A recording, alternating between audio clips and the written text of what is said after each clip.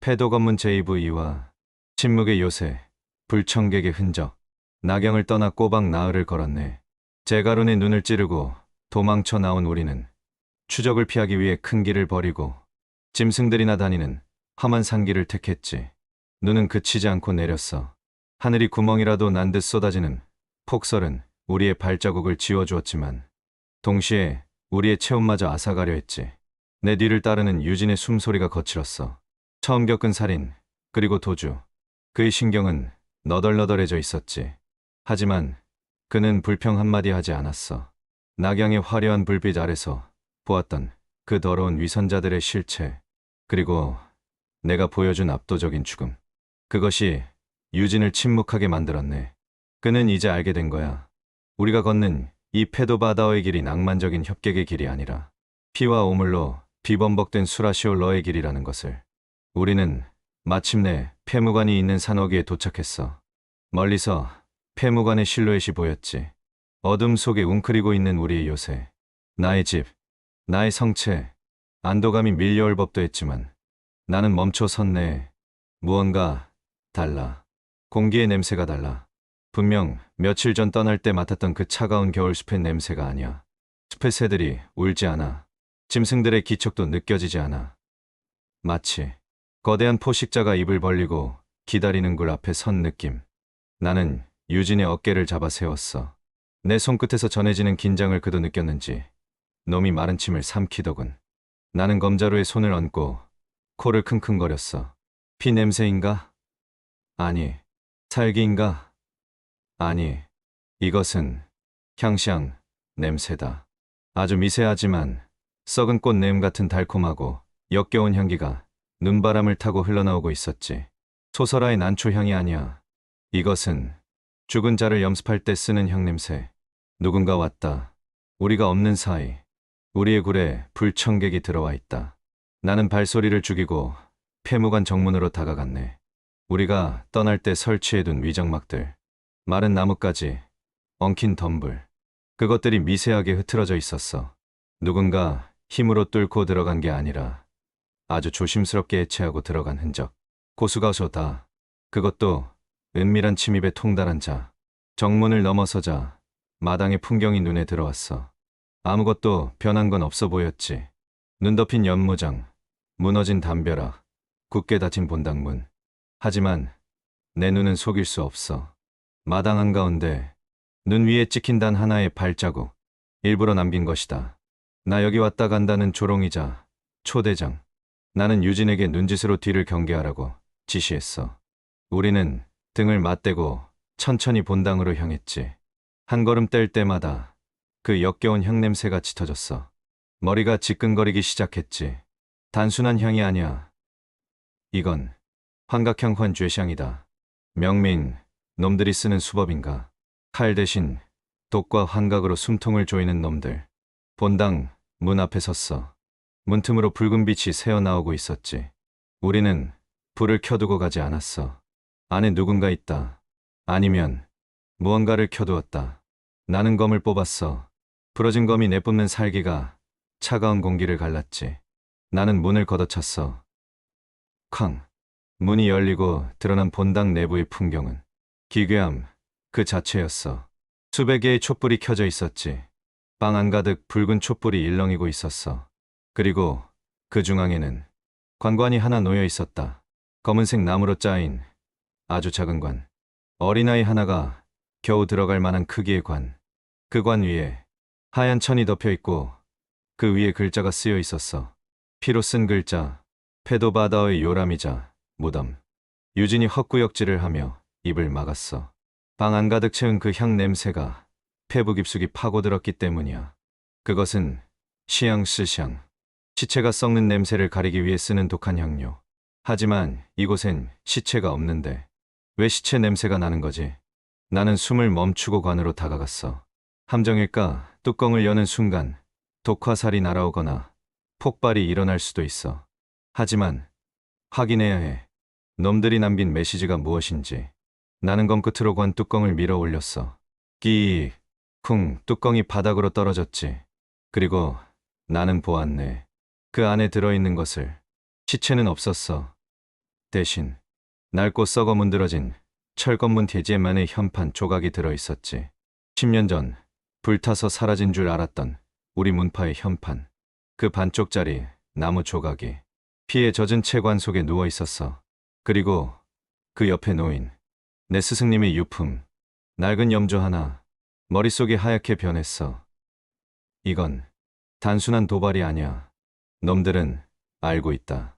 내가 누구인지, 내 과거를, 내 상처를. 놈들은 내 가장 아픈 기억을 파헤쳐서 내 눈앞에 전시해 놓은 거야. 그때였어. 방 안의 촛불들이 일제히 꺼졌어. 후, 순식간에 찾아온 암흑. 그리고 어둠 속에서 웃음소리가 들려왔어. 사람의 목소리가 아니야. 마치 쇠를 긁는 듯한 찢어지는 웃음소리. 히히히. 돌아왔느냐? 철건문의 유령아. 내 무덤에 온 것을 환영한다. 함정이다. 이 방 자체가 거대한 환각에 덫이었다. 어둠이 내 눈을 덮치자마자 나는 균형을 잃고 비틀거렸네. 단순히 불이 꺼진 게 아니었어. 공간 자체가 뒤틀리고 있었지. 그 역겨운 시향스샹이 코를 마비시키고 뇌수를 파고들었어. 내 의식은 수면 아래로 가라앉고 10년 전 그날 밤의 지옥도가 내 눈앞에 펼쳐지기 시작했지. 내 귀에 익숙한 목소리들이 들려왔어. 다누나, 왜 너만 살았느냐? 비겁한 놈, 우린 다 죽었는데 너 혼자 도망쳤느냐? 스승님의 목소리, 사형들의 목소리. 그들은 불타는 옷을 입고 피를 흘리며 어둠 속에서 걸어 나왔어. 그들의 얼굴은 일그러져 있었고 눈에는 원망이 가득했지. 이것은 환각이다. 나는 알고 있었어. 머리로는 알고 있었지만 가슴이 반응하는 걸 막을 수는 없었네. 죄책감. 그것은 내가 지난 10년 동안 동굴 속에서 씹어 삼키려 했던 가장 독한 독이었으니까. 옆에서 유진의 비명 소리가 들려왔어. 오지마, 저리 가. 내가 안 죽였어. 놈은 허공에 대고 칼을 휘두르고 있었어. 놈 역시 자신의 트라우마, 자신이 죽인 혈랑대원들의 환영을 보고 있는 거겠지. 놈은 미쳐가고 있었어. 검을 제 목에 갖다 대려 하고 있었지. 나는 움직이려 했지만 다리가 말을 듣지 않았어.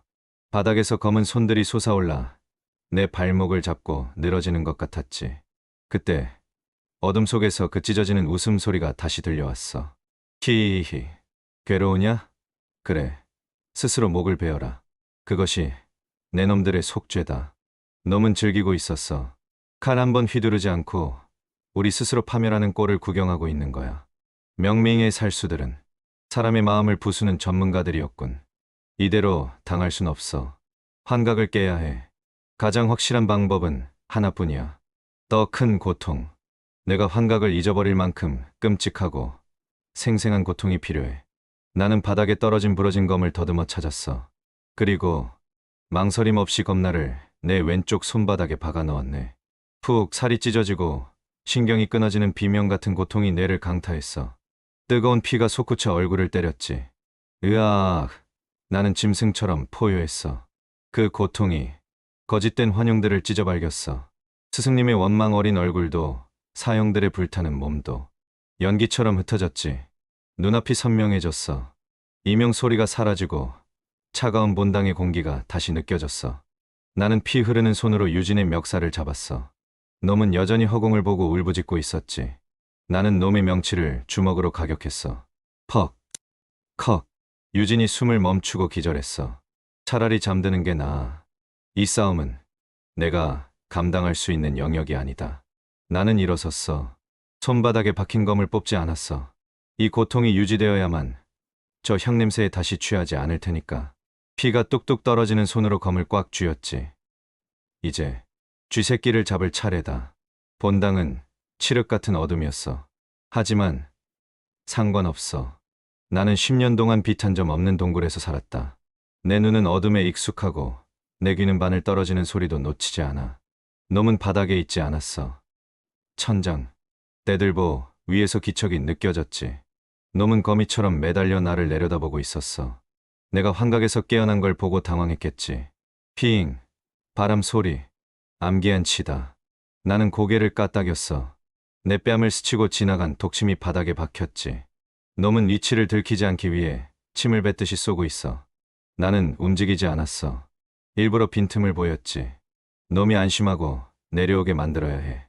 나는 비틀거리는 척하며 피 흘리는 손을 부여잡고 신음했어. 독이 걸려들었어. 천장에서 옷자락 스치는 소리가 들렸지. 놈이 내려온다. 내 등 뒤로 확실하게 숨통을 끊기 위해 놈의 발이 바닥에 닿기 직전 나는 몸을 회전시켰어. 붕, 부러진 검이 어둠을 반으로 갈랐지. 잡았다. 캉, 쇠끼리 부딪히는 불꽃이 튀었어. 놈의 무기가 드러났지. 기괴하게 굽은 단검 두 자루. 마치 거미의 다리 같은 무기. 불꽃에 비친 놈의 얼굴은 가면을 쓰고 있었어. 하얀색 민무늬 가면. 오직 눈구멍만 뚫려 있는 달걀 귀신 같은 가면. 놈이 놀라서 뒤로 물러나려 했어. 하지만 나는 놔주지 않았지. 나는 놈의 품으로 파고들었어. 고통으로 마비된 내 왼손이 놈의 목덜미를 낚아챘어. 피 묻은 손이라 미끄러울 줄 알았겠지만 내 손가락은 놈의 살점에 박힐 듯이 파고들었지. 환각이 안 통하니 이제야 내려오셨나? 내 놈이 보여준 지옥. 잘 봤다. 이제 내가 보여줄 차례다. 진짜 지옥을. 나는 놈을 바닥에 내리꽂았어. 쾅, 마루장이 부서지며 놈이 처박혔어. 나는 놈의 가슴을 무릎으로 눌렀어. 검끝을 놈의 눈구멍 바로 위에 댔지. 누가 보냈나? 제가론이 죽자마자 득달같이 달려온 걸 보니 그 윗선인가? 놈은 낄낄거렸어. 고통 속에서도 웃음을 잃지 않는 광기. 히히, 죽여라. 어차피 난 입을 열지 못한다. 우리는 이름이 없다. 그림자일 뿐이다. 그래? 이름이 없다. 나는 놈의 가면을 뜯어냈어. 우직근 가면 뒤에 드러난 얼굴은 끔찍했어. 스스로 훼손한 듯한 화상 자국들. 코도 없고 입술도 뭉개져 있었지. 신원을 감추기 위해 자신의 얼굴조차 지워버린 괴물. 이것이 명민의 실체로군. 입을 안 열겠다면 열게 만들어주지. 나는 놈의 손가락 하나를 밟았어. 우드득, 으아. 이건 제가론의 몫이다. 나는 또 다른 손가락을 밟았어. 이건 마광. 그리고 이건 내 놈이 건드린 내 스승님의 유품 몫이다. 놈은 비명을 지르다가 결국 공포에 질려 입을 열었어. 죽음이 두려운 게 아니라 내가 주는 고통이 끝이 없을 거라는 걸 깨달은 거지. 헉, 칠성지싱. 나는 칠성 중 하나인 독비 두페이님의 명을 받았다. 독비 두페이.